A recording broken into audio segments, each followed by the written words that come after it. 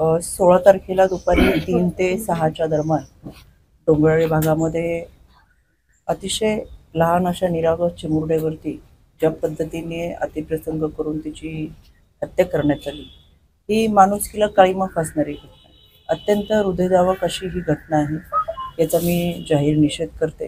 ही घटना समजलं मी स्वतः DYSP बाविस्कर सरांशी संपर्क साधला.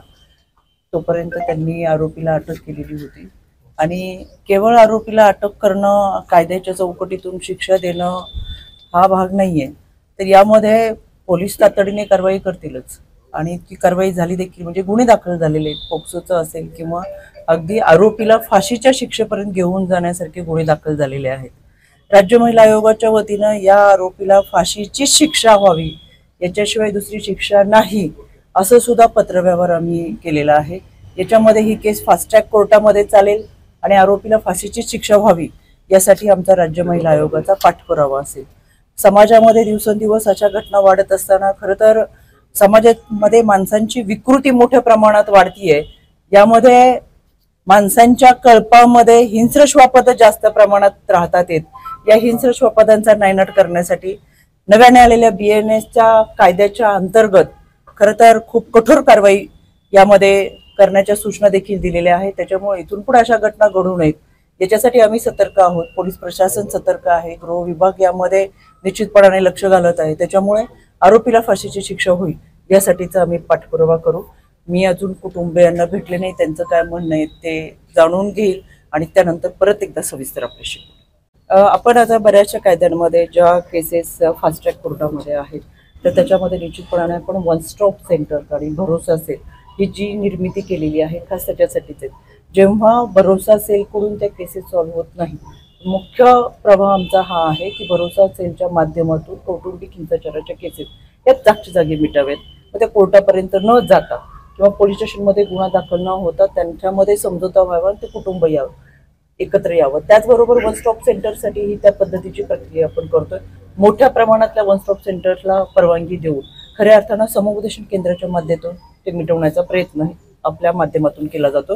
याच्यामध्ये कोर्टात किंवा पोलीस स्टेशनला केसेस गेल्यानंतर अनेक वर्षानुवर्ष त्यांना न्यायालयीन प्रक्रिया पूर्ण करण्यामध्ये वेळ जातो, कालावधी जातो.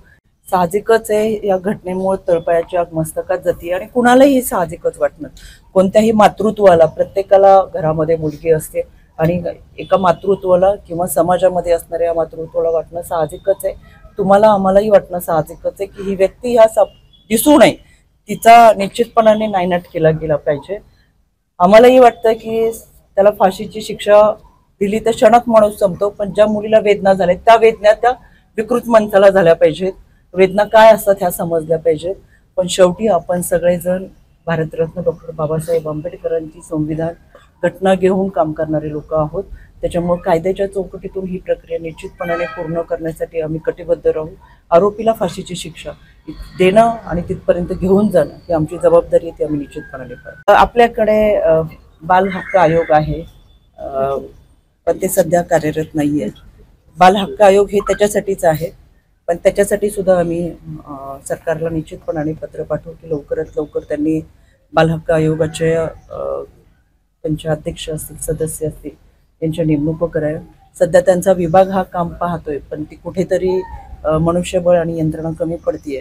त्यांनी चांगल्या पद्धतीने ॲक्टिव्ह असणं फार गरजेचं आहे असं मला वाटतं. त्याच्यामुळे ही काळाची गरज आहे. आयोग असूनही तो जर कार्यरत नसेल तर निश्चितपणाने त्याची कुठेतरी दखल घेतली गेली पाहिजे. आम्ही आमच्या वतीनं सरकारला शिकवतो. आपण पाहिलं BNSचे नवीन 3 कायदे जेव्हा केंद्र सरकारने राज्यांमध्ये लागू केले, तेव्हा या BNSच्या 3ही कायद्याच्या अंतर्गत अगदी DV केस असेल तरी ऑनलाईन पद्धतीने तुम्ही तक्रार देऊ शकता. बलात्कार करणाऱ्या आरोपीला फाशीच्या शिक्षेपर्यंत घेऊन जाणं, त्याचबरोबर लैंगिक अत्याचाराच्या प्रकरणामध्ये ज्या घटना घडतात त्या आरोपींना पूर्वी कमी कालावधीची शिक्षा होती, ती आता दीर्घकालाची शिक्षा यामध्ये करण्यात आलेली आहे. एकंदर BNSच्या अंतर्गत असलेल्या या 3ही कायद्याच्या अंतर्गत महिला व बालकांसाठी संरक्षण देणारा अतिशय कठोर असा हा कायदा आहे. या कायद्याची अंमलबजावणीच्या अंतर्गत निश्चितपणाने आपण कारवाई करतोय. मला तुमच्या माहितीसाठी जरूर सांगावंच वाटेल, कोल्हापूरच्या खोची गावातली असेल, मावळचं कोथुर्णे प्रकरण तुम्हाला आठवत असेल आणि भोरच्या कातकरी समाजाचे असेल, या 3ही घटना अशा स्वरूपाच्या होत्या. या 3ही घटनांमध्ये मी स्वतः तिन्ही ठिकाणी जाऊन पाहणी केलेली होती. आम्ही त्याच्यामध्ये प्रत्यक्षदर्शनी होतो आणि या सगळ्यांमध्ये आम्ही त्या प्रक्रियेमध्ये आयोगाच्या वतीनं पाठपुरावा केला. या तिन्ही घटनेतल्या आरोपींना न्यायालयाने फाशीची शिक्षा सुनावली.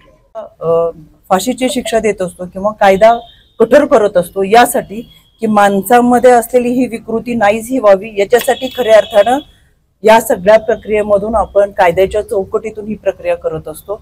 पण समाजामधली ही विकृती नाहीशी करण्यासाठी अजूनही कठोर पावलं उचलणं फार गरजेचं आहे. याच्यामध्ये काही कायद्यांमधली तरतुदी असतील, काही दुरुस्ती असतील तर निश्चितपणाने आम्ही राज्य महिला आयोगाच्या वतीनं त्या पद्धतीची शिफारस करू.